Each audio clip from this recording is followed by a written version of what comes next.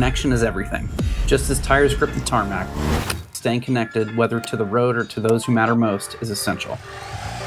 Strong relationships fuel every journey, both on and off the bike. That's where Cardo comes in. Designed for riders who demand more from their adventures, Cardo keeps you connected no matter the terrain.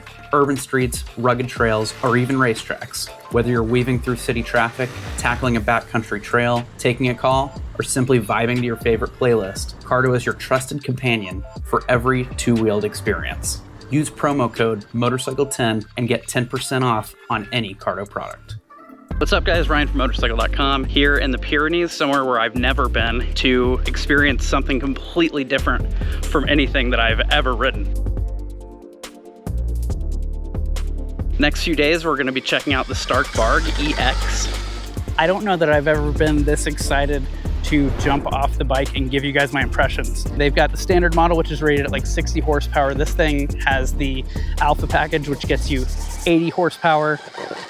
Then that's probably like 20 horsepower more than you're gonna find on nearly any like 450, 500 dual sport kind of bike. So this one does have a 21-inch front wheel, 18-inch rear. So it's set up more as the like dual sport enduro option. And it's actually going to be street legal in the US, which is super cool. We're here in the Pyrenees Mountains. There is an incredible trail system up here with the gnarliest stuff that you could want to get into. And what's really cool about it is technically motorcycles aren't allowed up here, but because this thing has no emissions and doesn't make any noise, which are the main two reasons why other internal combustion bikes can't be up here, this thing kind of sits in a gray area. Again, we had probably just under 3 hours of riding, and my bike, I was riding pretty hard. I would say out of our group, my battery life was down probably a little bit more than some of the other guys, but just by a few percent, like 4%. I was at 56% left battery, and basically I kept in a 35 horsepower mode with like 35% to 70% of regen for basically engine braking, which was nice on the loose downhills. You barely even had to touch the brakes. But all of this stuff you can change within the Arkenstone, which is the phone that's also a GPS in your dash on this thing. You can tailor everything in terms of the power delivery. You can change the actual horsepower and regen, right? But you can also go into advanced and change the torque curve. It's pretty incredible. I didn't do that today. We basically just stuck to our, set 5 modes that you can toggle through with the switch gear. It's got crawl and reverse modes, so you can set it into that, and it basically tops out at 3 miles an hour, really low speed for maneuvering in tricky situations. Just crank it into reverse. What a weird.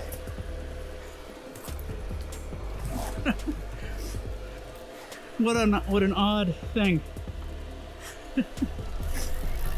The center of gravity is really low, so when you're kind of flicking it back and forth, like moto style, putting your foot out or whatever, it just handles it really smoothly. And the suspension action, again, the way it's set up, fully adjustable KYB stuff on both ends, it just felt absolutely planted, but plush when we were going through the more technical stuff, I guess. Initial impressions, like braking feel is super good.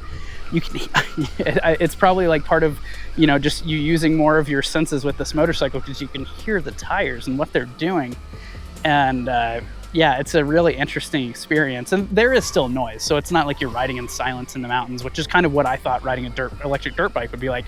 There's still noise, there's the whine of the drivetrain, there's the sound of the tires on the ground, but it's the times where like one of the guys behind you says something and you hear them while you're all taking off. It's those kind of weird things where you're like, oh yeah, that's odd. Can't do that usually. I've got a lot more to learn, so hopefully here after tomorrow, I'll have a lot more to say.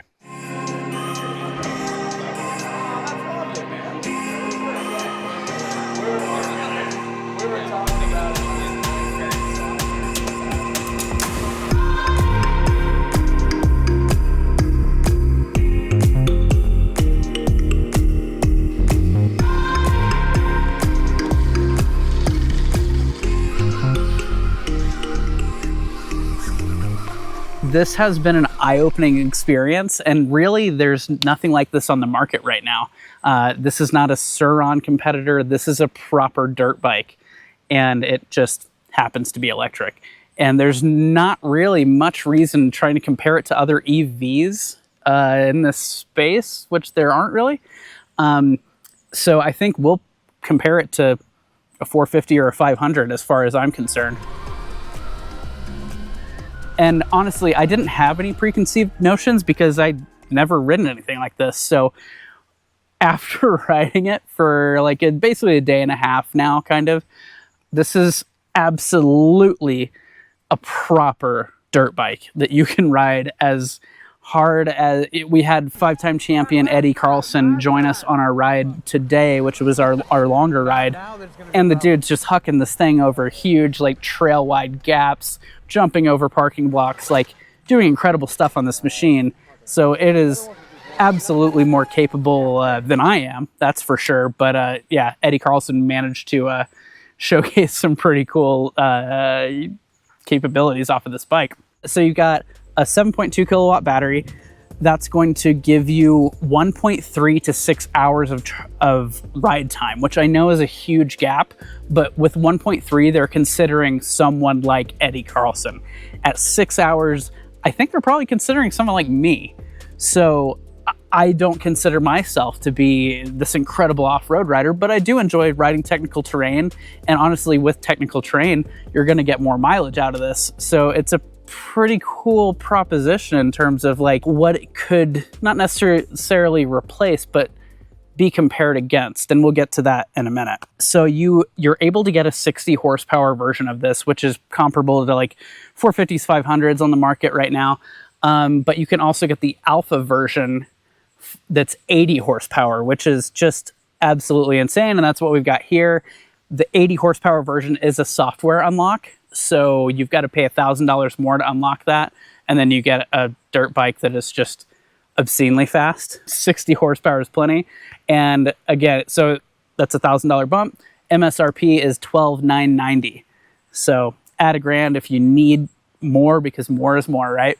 You do have full KYB suspension on this, and you're going to get about 11.8 inches of travel from the fork and like 12.2 from the shock. And that's going to give you about 14 and a half inches of ground clearance. So you've got a lot of, I mean, you know, pretty competitive specs there for sure. You've also got Brembo components for the braking, which we'll get into that in a minute. But one of the weirdest things for me was getting used to front brake on the right hand, rear brake on the left hand, not a clutch, right? You can get a rear brake pedal for this, but yeah, there's more to touch on that here in a minute because I was super skeptical. Stark Future says this is a 264-pound motorcycle, fully fueled, of course. So for me, just to give it perspective so I can try to make it relative to what I do on my dirt bikes and maybe what you do on your dirt bikes. I have a 252 stroke at home that I basically go out and camp and do day rides out of camp, try to do super technical stuff. You know, we're picking up the bikes and not quite hard enduro splatters, but that's the idea behind that. So we do day rides, we come back to camp, cook some food, hang out around the campfire, gas up in the morning, do it again. I think this bike is absolutely capable of that. It's the things that I do with my 500 EXC dual sport 4-stroke that it isn't even close to being able to do. You know, what I do on those, most of the time, it's like an 8-day ride somewhere way off in the middle of nowhere. We ride 125 to 200 miles in a day, interweave technical sections. There's some, you know, BFRs as we call them. This isn't going to have that kind of range, and we'll get to the range in a sec, but it's an interesting proposition, especially because it's plated, because I just want to compare it to my 500 EXC. It's got the performance of a 500 EXC in terms of power, suspension, brakes. It's a very high performing motorcycle. The only thing that you're limited on then is range. And then you've got a bit extra weight if you're going to compare it to that 2-stroke. Like I could see myself doing the same things that I do on the 2-stroke on this bike. So it's a bit of a tricky comparison. It just, the range simply isn't there. We started off today, you know, 100% charged and rode for, rode for about 4 hours. And this is a mix of technical, gravel, tiny little bit of street, single track, 2-track, a pretty big swath of things. And I was down to 25% within 4 hours. We had lunch. The Stark Future team threw these things on the charger because they knew they would need to. And I was up at around like 63% when we peeled off. And for the last 2.5, 3 hours of the day, ended up using about 20% more of its battery life. I've got to say here, like, this experience is so varied and unique. Obviously, we're here with the manufacturer, so they're going to be charging. They've got vans to come and charge the entire fleet. That's not what you or I would have if we had this motorcycle in our garage. But it doesn't totally get rid of the use case for the motorcycle. But again, I feel like it's more like you could go out for a hard day's ride. The more technical, the better, honestly, because you're not zapping the power by going super fast. If you've got a plated bike, a plated dual sport, and you like go out on Saturdays with your friends, a group of buddies, there's a good chance this will last. If you like truck your bike out, meet at the trailhead, and then go explore trails, come into town for lunch, get back out, this could probably do it. It's just those longer rides, it's just not gonna stack up to. So there's some pretty cool stuff there's a ton of cool stuff that Stark Future is doing. It's, we got a chance to walk through the office after our warehouse kind of visit, and it's a bunch of young, enthusiastic people. Everyone looks stoked. And they're doing a lot of neat stuff. They even have a titanium 3D printer, which they basically are more or less just using to print the foot pegs right now. But they also did, a prototype frame where they brought down, like, the frame on this bike weighs 7.5 pounds, which is totally reasonable. The tie frame that they printed, which wasn't totally it was a little too loose for what they would actually need for a production motorcycle, but they brought that weight down to 2.5 kilos. So substantial weight savings. It's just really cool to see a company like that willing to spend the money in a 3D tie printer and, showing these concepts off. And, that I think that idea kind of permeates the whole company. And so, and honestly, I mean, you can see the bike. It's beautiful. The design from tip to top is top notch. And also some interesting bits, which Stark has said they want to kind of expand on, is the parts like the rotor guard and the skid plate are actually like bio-PU materials.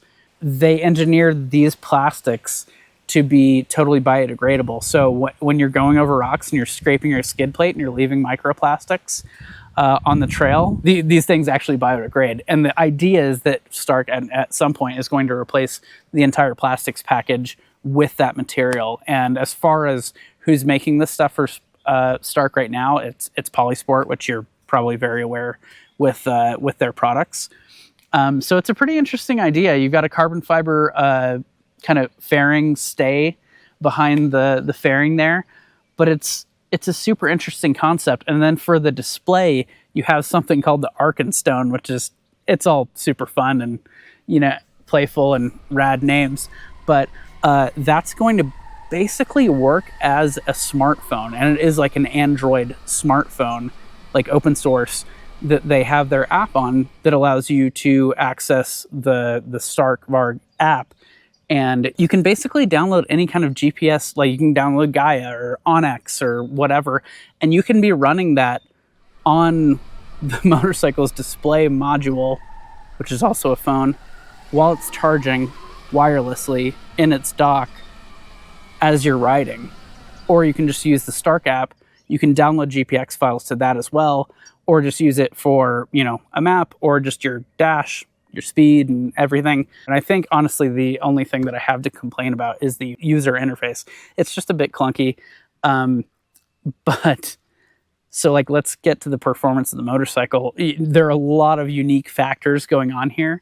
The entire package, though, like the suspension with these Metzeler Extreme 6-day tires.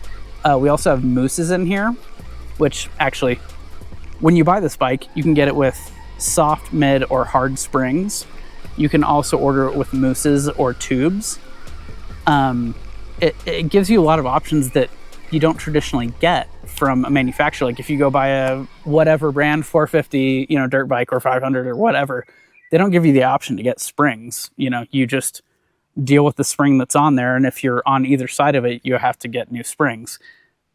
Stark does give you the option of ordering your bike with the exact spring. And what's cool is with Moose's, these more, you know, non-DOT Moose's off-road tire setup, because if you're not going to ride it on the road, then why would you bother with that? I mean, when I bought my 500 KTM, the EXC, it came with TKC 80s, and that's certainly not what I wanted on that bike. So the fact that you can just get it from the factory and order it just as you want it is a super cool feature that is kind of like a duh. Like, why wouldn't you offer that? It's been a really cool experience. I set off, so when we first went to the bikes, I was like, okay, there are 2 levers and no brake pedal. Oh, okay, so the left lever is just my brake, rear brake. I guess I'll get used to that. And I was like, I don't know what kind of terrain we're getting into. I'm really worried that I'm gonna, you know, instinctually go for that rear brake pedal and whatnot. Like, I guess I'm gonna have to deal with it. And a rear brake pedal is available, and it is actually included in the US bikes because it's a DOT regulation. But one thing I noticed about that after that, our first day, which was pretty technical stuff, with a little bit of, you know, fast stuff put in there, you're much more dexterous with your hands than you are with your foot in a motocross boot. So what I realized once I had wrapped my head around it is I could really modulate both. I was always using both brakes, and I could really modulate the rear brake in a way that I've never felt before, which was super cool, and like dialing in the right amount of braking for whether I wanted to get into a slide or just like be right on the threshold around fast corners and whatnot. But also I did find that like when I wanted to lock it up to get like my direction changed on a trail, it did take a decent amount of pressure to lock up. But again, you've got that feel there, and it's, you know, completely different from anything that I was used to. I didn't want it at all when I got on the bike. And by the end of the first day, I was already totally understanding in this situation with this bike. Yeah, you know, it's a pretty cool setup. Obviously you don't have a clutch, so you're always, another thing that was eye-opening was you're always in the right gear. We did some climbs, you know, me and the crew that we rode with, we did some climbs throughout these couple days, you know, so we hammered up this kind of this quick hill that had like a double step up and then just loose chopped up wood the whole way up, kind of loamy, so there's good traction. The way the power is delivered is so tractable. And again, you're never in the wrong gear. Like if you hit something quick and you're like, oh, I gotta hit it in second, you slam up something and then you lose your momentum. There's no like, oh shit, grab the clutch, slam it down in first, you know, and make your way out, which, you know, we've all grown accustomed to that. That's the way motorcycles work, right? Not the case with this. You're always in the right gear. So the times where I was going up a hill or something and I noticed like, okay, I'm getting a little squirrely, like I need to kind of like focus, regain my composure, I just roll off a little bit, just enough to, you know, figure out where I needed to go and then get right back onto the throttle. And it was incredibly easy to keep traction and just keep motoring up these hills that otherwise I would have, you know, stalled out on, had to restart, whatever. And that was, the power tractability was another eye-opening feature, which leads me into the way you can set up the ride modes. You can set up the ride modes in any horsepower and regen, so like think engine braking, that you want. So most of our riding here was like tight, twisty, technical, whatever. I kept it in the 35 horsepower mode and basically varied between, so we had like the first three, it was like 35 horsepower, 20% engine brake, 35 horsepower, 50% engine brake, 35 horsepower, 70% engine brake. And what was cool is like after we kind of got used to the switch gear and everything, which is gorgeous, was you could, you know, do the low regen, the low engine brake on your way up stuff. But if you're going down like a steep, long hill, you could bang that thing into the 70% regen, and it basically just works as more engine brake as you make your way down a hill, and you barely have to touch the brakes. Super, super interesting, super convenient. And, you know, I think really the takeaway is that your mind is just having to focus on less. So it frees you up to really try more than you maybe initially would have been interested in doing. That's exactly what I want to do. Like, I want to spend more time with this thing because it's giving me the confidence. It's making me less fatigued from using the clutch, thinking about gears, whatever. And it interests me to see how far I can push myself with this motorcycle. And I think that's a huge takeaway. Yeah, this motorcycle performs at an absolute level comparable to anything else on the market. And honestly, in a lot of ways, it gives you a motorcycle that you can grow. You know, you don't have to buy a KLX 230 or something like that and then grow your way up. Like, you just turn it down with an app and learn how to ride this thing and crank it up as you see fit. Yeah, this is really interesting. And honestly, it's obviously we ride a lot of motorcycles here at Motorcycle.com, and a lot of new bikes that are, I mean, I'm very fortunate to be in the position that I am, and I understand that. But I haven't walked away from a press ride being so interested and stoked with the capability of this that's so outside of something that I've ridden before in a long time. You know, the range and charging, like that's a new issue, and you have to figure out if that works for you.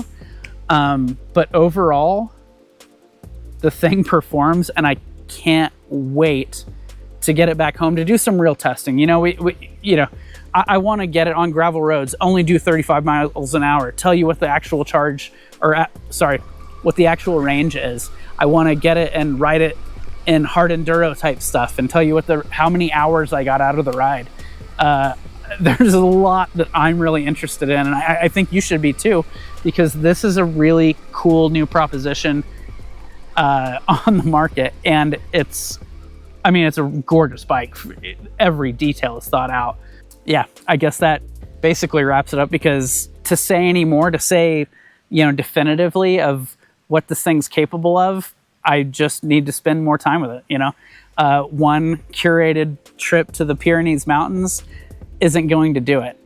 So I will be looking to get this thing in the Mo stable as soon as possible and ride it like I ride my other bikes, in the places that I ride my other bikes, and really see how it performs. But up to now, I am absolutely floored with the performance, the capability, the versatility. Yeah, there's nothing like this machine. And so I can't wait to spend more time with it.